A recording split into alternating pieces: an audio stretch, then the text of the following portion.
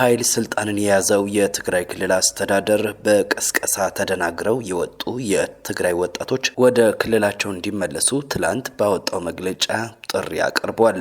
በደቡብ አፍሪካ የጸረ ስደተኞች ቡድን ቤት ለቤት ፍተሻና ማዋከብ መጀመራቸውን ኢትዮጵያውያን ገልጸዋል። እኛ ብንኖርም ባንኖርም መበቀላችን አይቀሬ ነው ሲሉም ሙሽታባ ሐሚኒ ተናግረዋል። የሱዳን ብሔራዊ ጦር ለ3 ዓመታት የተካሄደውን ጦርነት ለማቆም አሜሪካ ያዘጋጀችውን ምክረ ሀሳብ የሚቀበለው በመሐመድ ሐምዳን ዳጋሎ የሚመራው ፈጥኖ ደራሽ ኃይል ከተቆጣጠራቸው ከተሞች ለቆ ሲወጣ እንደሆነ ቀድሞ ሁኔታን አስቀምጧል። ዩክሬን በአዞቭ ባህር ላይ ባደረገችው የድሮን ጥቃትም 21 የሩሲያ የነዳጅ ጫኝ መርከቦች መመታታቸው ታውቋል። ሰላም ጤና ይስጥልን ክቡራትና ክቡራን አድማጭ ተመልካቾቻችን ከዜና 24 የረፋዱ ዘገባችን ተጀምሯል። እስከ ዝግጅቱ ፍጻሜ ቪዲዮ ላይክ በማድረግ አብራችሁን ቆዩም።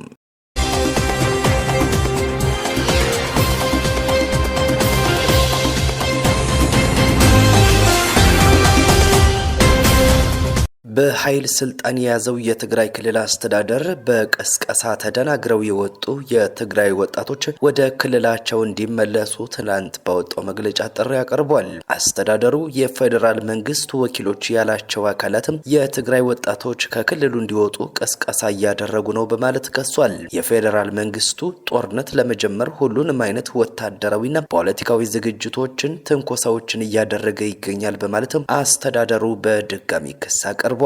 በክልሉ አዲስ አካታች አስተዳደር የተቋቋመው ፌዴራል መንግስቱ የግጭት ማቆም ስምምነቱን ተግባራዊ ባለማድረጉና የስምምነቱ አፈራራሚ ወገኖች ኃላፊነታቸውን ባለመወጣታቸው ስምምነቱ እንደፈረሰ በማመን መሆኑን የክልሉ አስተዳደር ገልጿል።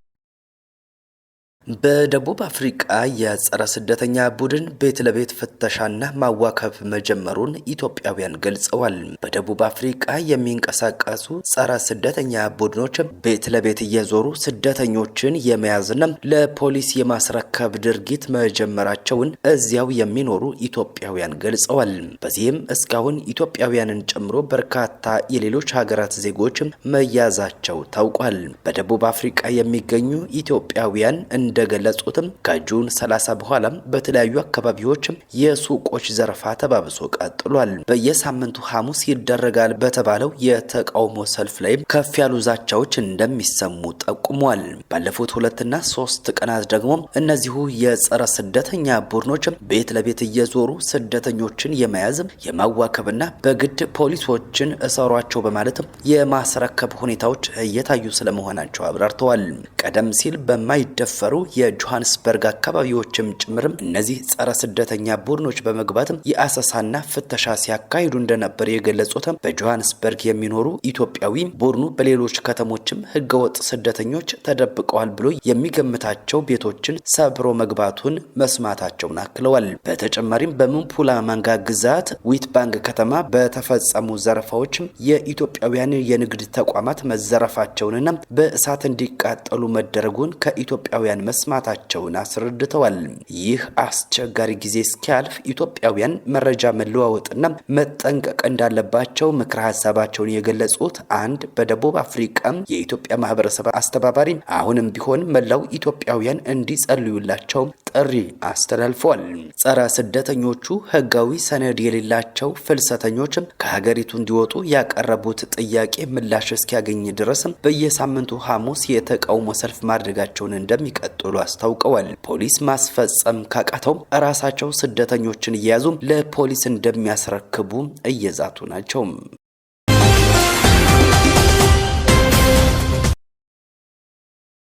ፕሬዝዳንት ትራምፕ የተኩስ አቁም ስምምነቱ መቋረጡን ቢያወጁም አሜሪካና ኢራን ድርድሩን እንደሚቀጥሉ ገልጸዋል።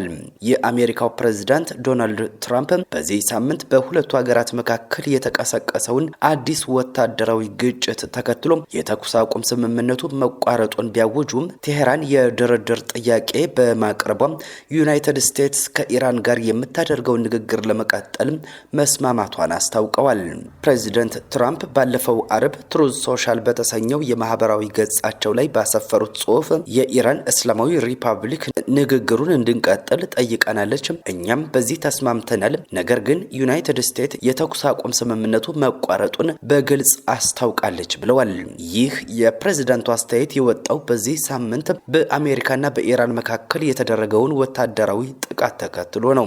የቅርብ ጊዜው የሁለቱ ሀገራት ውጥረት ያገረሸው በባህረ ሰላጤው በንግድ መርከቦች ላይ የተሰነዘረውን ጥቃት ተከትሎ አሜሪካ በኢራኖች ላይ የአየር ጥቃት በመሰንዘሯ ሲሆን ቴህራን በጎረቤት የባህረ ሰላጤው ሀገራት በሚገኙ የአሜሪካ ወታደራዊ ተቋማት ላይ ጥቃት በመሰንዘር የአጸፋ ምላሽን ሰጥታለች።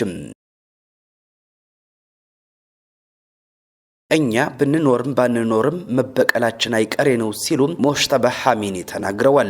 በሌላ በኩል እኔ ከተገደልኩ ኢራንን ሙሉ በሙሉ የሚያጠፋ ጥቃት ለ1 ዓመት እንዲፈጸም ትዕዛዝ ሰጥቻለሁ ሲሉ ፕሬዝዳንት ትራምፕ ተናግረዋል። በአሜሪካና በኢራን መካከል የተደረገው ተኩስ አቁም ስምምነት የፈረሰ ሲሆን የሁለቱ ሀገራት መሪዎች ዛቻዎችን እየተለዋወጡ ናቸው።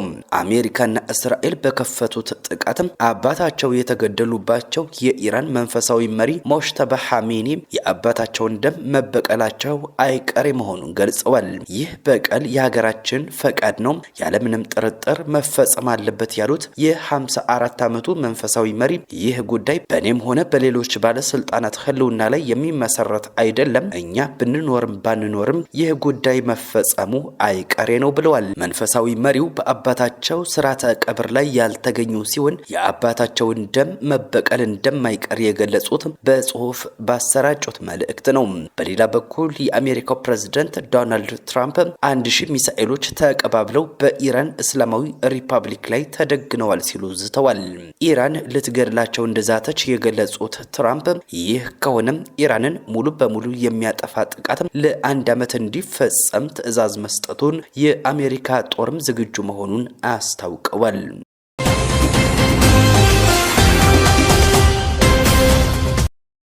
የሱዳን ብሔራዊ ጦር ለ3 ዓመታት የተካሄደውን ጦርነት ለማቆም አሜሪካ ያዘጋጀችውን ምክር ሐሳብ የሚቀበለው በመሐመድ ሐምዳን ደጋሎ የሚመራው ፈጥኖ ደራሽ ኃይል ከተቆጣጠራቸው ከተሞች ለቆ ሲወጣ እንደሆነ ቅድመ ሁኔታን አስቀምጧል። አሜሪካ ያቀረበችውና ሮይተርስ የተመለከተው ምክር ሐሳብ ሁለቱ ተፋላሚ ኃይሎች ወዲያውኑ ለ90 ቀናት ተኩስ እንዲያቆሙ እንደሚጠይቅ የዜና ወኪሉ ዘግቧል። ከዚህ በተጨማሪ ምክር ሐሳቡ ግጭቱን በዘላቂነት የሚያቆም የተኩስ አቁም ለማድረግ ድርድር እንዲፈቅዱና ምርጫ እስኪካሄድ ድረስ በሲቪል ፖለቲከኞች የሚመራ ሽግግር እንዲኖር ጥሪ እንደሚያቀርብም ነው የሮይተርስ ዘገባም የሚያመለክተው። በዚሁ ሰነድ የፈጥኖ ደራሽ ኃይሉ ታጣቂዎች ከሰሜን ዳርፉርና ከሰሜን ኮርዶፋን በውስኑ ለቀው እንዲወጡ የሚጠይቅ ሐሳብም ተካቶበታል። ታጣቂ ቡድኑ ከሁለቱ አካባቢዎች ለቆ ሲወጣም በተባበሩት መንግስታት የሚመራ ተልእኮ ድጋፍ እንዲያደርግ ታቅዷል። በጦሩ የሚመራው የሱዳን መንግስት በሰነዱ የተካተቱ አብዛኞቹን ምክረ ሐሳቦች ቢቀበልም ታጣቂ ቡድኑ ለቆ የሚወጣው በውስኑ መሆኑን ግን እንዳልተቀበለም ሮይተርስ ዘግቧል። የሱዳን መንግስት እንዲያውም የመሐመድ ሐምዳን ዳጋሎ ፈጥኖ ደራሽ ኃይል ከ2 ዓመት በፊት ከተቆጣጠራቸው ከሁሉም ከተሞች ለቆ መውጣት አለበት የሚል አቋምን ይዟል። ይህ አቋም ከዚህ ቀደም ሁለቱን ወገኖች ለማደራደር የተሞከሩ ጥረቶች እንቅፋት ሆኖ ቆይቷል። የአሜሪካ ውጭ ጉዳይ መስሪያ ቤት ቃል አቀባይ ስለ ጉዳዩ አስተያየት ለመስጠት ፈቃደኛ ባይሆኑም ዩናይትድ ስቴትስ ከሱዳን ብሔራዊ ጦርና ከፈጥኖ ደራሽ ኃይሉ ጋር ለሰብአዊነት ስለሚደረግ የተኩስ አቁምና የሰላም እቅድ ውይይት በማድረግ ላይ እንደሚገኝ ግን አረጋግጠዋል።